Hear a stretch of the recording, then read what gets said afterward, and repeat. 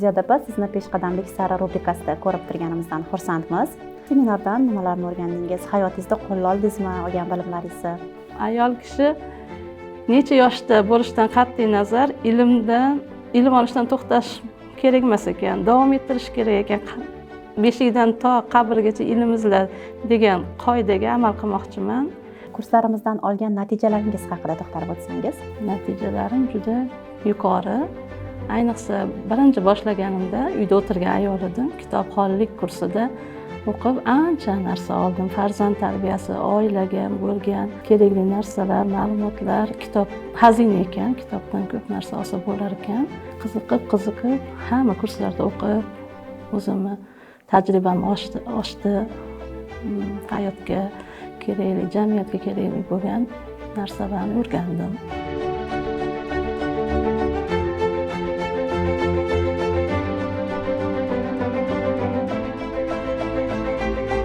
Assalomu alaykum, xush kelibsiz. Va alaykum assalom, rahmat. Marhamat, o'zingizni tanishtirsangiz? Men Ermatova Ziyoda, Peshqadam karvoni a'zosiman. Peshqadam maktabi jamoasida faoliyat olib boryapman. Ziyoda opa, sizni peshqadamlik sari rubrikasida ko'rib turganimizdan xursandmiz. Siz bizni qaysi kurslarimizda ishtirok etdingiz? Kitobxonlik kursida o'qiganman. Vokal darsida ham qatnashib o'qidim. Keyin qaynonaman seminarida o'qidim. Ancha manfaatli narsalar o'zimga oldim. Kurslarimizdan olgan natijalaringiz haqida to'xtalib o'tsangiz? Natijalarim juda yuqori. Ayniqsa birinchi boshlaganimda uyda o'tirgan ayol edim. Kitobxonlik kursida o'qib ancha narsa oldim. Farzand tarbiyasi, oilaga bo'lgan kerakli narsalar, ma'lumotlar, kitob xazina ekan, kitobdan ko'p narsa olsa bo'lar ekan. Qiziqib hamma kurslarda o'qib, o'zimni tajribam oshdi. Hayotga kerakli, jamiyatga kerakli bo'lgan narsalarni o'rgandim. Qaynonaman seminardan nimalarni o'rgandingiz? Hayotingizda qo'lla oldingizmi olgan bilimlaringizni? Albatta, qaynonaman seminari men uchun eng yaxshi, qiziqarli seminar bo'ldi. Unda ustozamiz bilan birga yonma-yon o'tirib, ustozamiz shaffof bo'lsin, anaqa bo'lsin, meni singlimdek ko'ringlar, opamdek ko'ringlar, shaffof bo'lsin deb hamma narsani ochiq oydin yonimizda turib, yaqin bo'lib dars o'tdik. Juda ham mazza qildik. Har bir soniya, har bir daqiqasi biz uchun xazina bo'ldi. O'zim uchun yangilik va o'zimga ahd qildim. Farzandlarni oliy ma'lumotli qildim, uyda o'tirib tarbiyaladim, ko'chaga chiqib ilm olishni boshlaganimdan keyin bir-biriga zanjir bo'lib ulanib ketarar ekan. Hozir o'zimga maqsad qilib qo'yib, hujjat topshirib qo'ydim. Oliy ma'lumotli bo'lmoqchiman. Yangi asr universitetiga hujjat topshirdim. Imtihonlardan o'tsam o'qimoqchiman. Ayol kishi necha yoshda bo'lishidan qat'iy nazar ilm olishdan to'xtash kerak emas ekan, davom ettirish kerak ekan. Beshikdan to qabrgacha ilm izla degan qoidaga amal qilmoqchiman. Atrofimdagilar qo'llab-quvvatlab, o'qing deb turishibdi hozir. Juda ham katta yangilik bo'libdi. Haqiqatdan ham 30 yoshga, 40 yoshga kirib, endi o'qimayman, bo'ldi, o'qib nima qilaman, o'qib olaman, olib berarmidim deb o'tirgan ayollarga bu katta motivatsiya bo'ladigan yangilik bo'libdi. Manfaatli bo'lsin.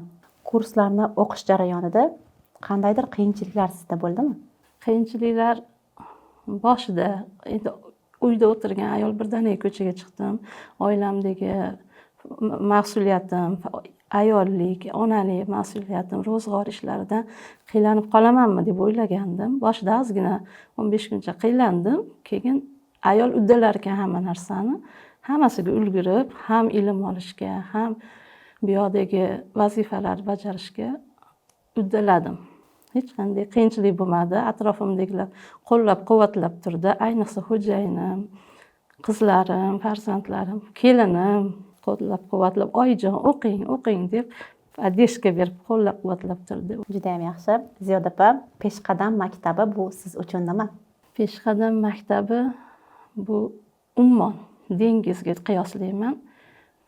G'arq bo'lsang, hamma narsa o'zingga singdirib, mana suv shimib oladi-ku gubkadek. Hamma narsani o'zingga olasan.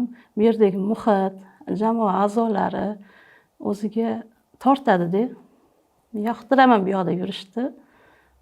Juda ham yaxshi Ziyoda opa. Qo'llab-quvvatlab turuvchilar bo'lsa, demak, qiyinchiliklar ham ko'rinmaydi odamni ko'ziga, hamda oldinga qarab intilish bo'ladi. Ziyoda opa, jamoamizga a'zo bo'lish sizda qanaqa bo'ldi? Shu haqida ham aytib o'tsangiz.